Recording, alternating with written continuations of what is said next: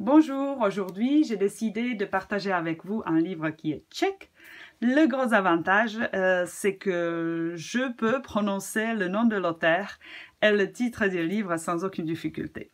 Le livre s'appelle donc Rukověď malého frotážisty et il était écrit et illustré par Anna Kocmanová. Le livre est sorti aux éditions Baobab et comme j'ai retourné et rapproché le livre, vous pouvez voir que la couverture elle est blanche, mais elle est en relief. Et le relief, c'est vraiment tout le sujet de ce livre puisqu'on va parler de la technique du frottage.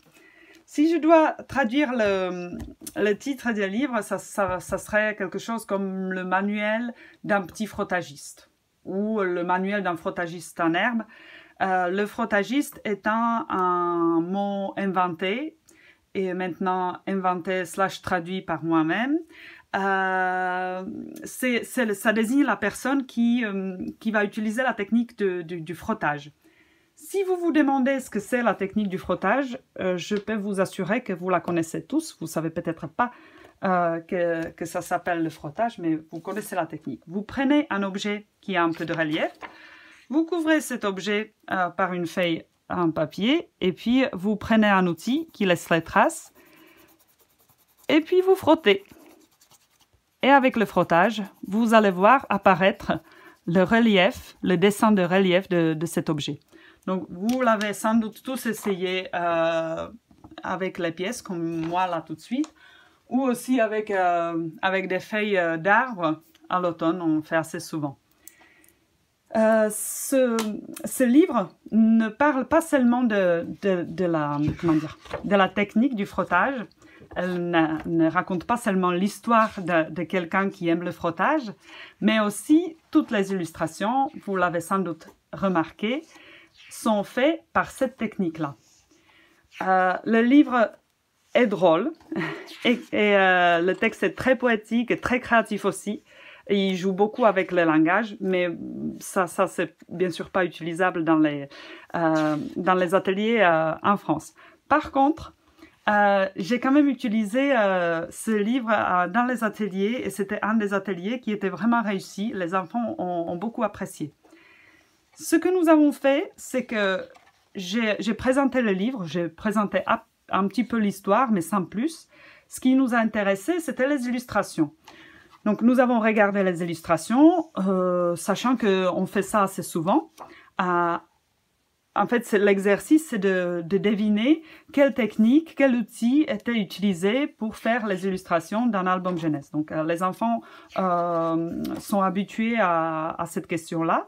Et puis, là, c'était un peu compliqué. On était entre les tampons et les dessins.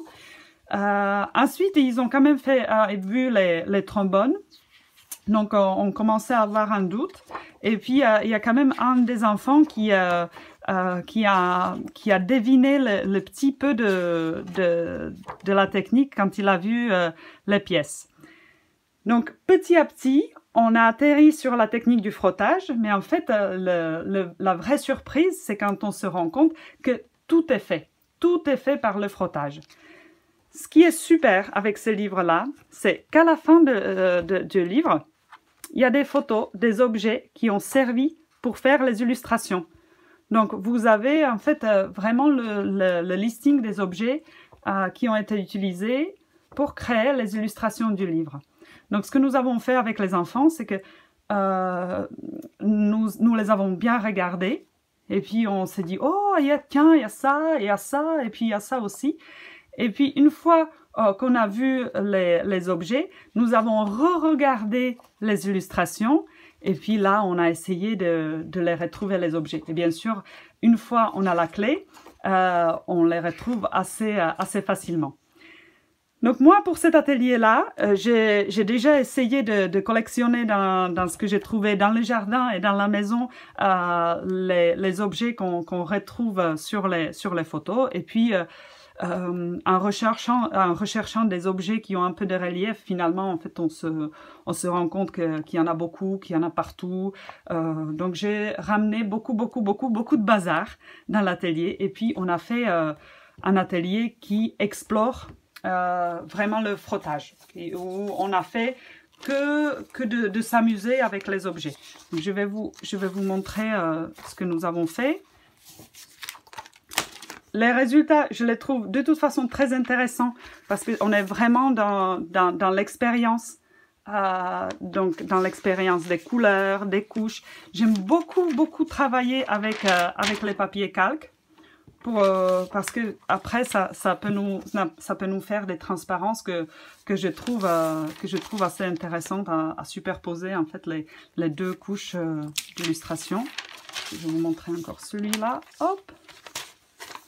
Vous voyez? Donc là, par exemple, dans mes recherches, je suis tombée sur une plaque de Lego. Et puis, j'ai demandé aux enfants d'essayer de créer une illustration avec la technique du frottage. Donc là, on voit, il y a une forêt, un cerf, avec un soleil et tout ça. Donc, nous nous sommes super bien amusés. Je me suis dit que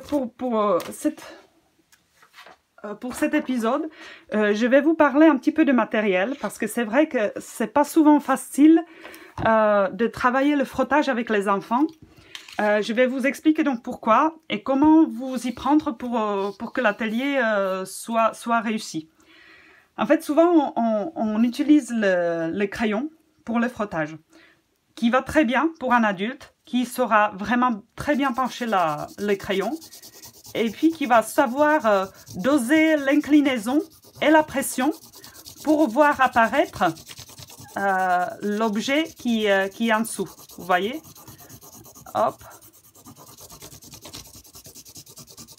Donc là, je dois quand même bien doser ce que je fais. En plus, j'aurais dû mettre quelque chose en dessous pour que ça soit plus facile. Un enfant, il va avoir tendance à vous faire ça, par exemple. Donc forcément, ça ne va pas marcher. Ou alors, il va vous faire ça, il ne va pas avoir assez de pression, donc ça ne va pas marcher non plus. Attendez, je vais juste mettre... je peux mettre... La table directement, c'est pas idéal. Voilà. Ensuite, vous pouvez faire au fusain, ce qui peut donner des résultats intéressants, un peu flous, vous voyez. Mais du coup, les enfants, ils peuvent être déçus par le manque des détails. Donc pour les enfants, en fait, je trouve ça plutôt sympathique pour des effets artistiques. Pour les enfants, je trouve que ça peut les décevoir. Et ensuite, vous pouvez aussi utiliser les pastels à l'huile. Donc moi, je vais prendre un petit bout. Je vais essayer de... Donc vous voyez, ça marche déjà mieux. On voit bien les petits détails. Le problème, c'est que les enfants, surtout les petits, parce que le frottage, on peut vraiment le faire avec les tout petits, ils vont avoir du mal à le tenir, ça va rouler. Et puis pareil, ils vont avoir tendance à travailler avec en fait le bout. Et pareil, ça va fonctionner mal.